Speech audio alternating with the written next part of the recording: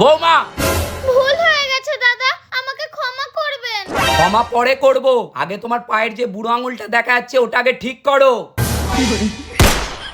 এ কি বৌমা, তোমার চুটির সাথে আমার চুটি সাটিয়ে রেখে দিয়েছো? এ কি ছোট লোকে পানা, শিগগির তোমার চুটি ছড়াও। দেখ পঞ্চানন, তোর বউকে তুই ভালো করে বুঝিয়ে দে, আমার সামনে যেন সবকিছু গুছিয়ে টুচিয়ে ঠিক করে রেখে দেয়, কারণ আমি ওর ভাসুর ঠাকুর। দাদা কি বলে গেল শুনতে পেয়েছো তো? I want one lollipop, I want two lollipop, I want three lollipop, I want four lollipop.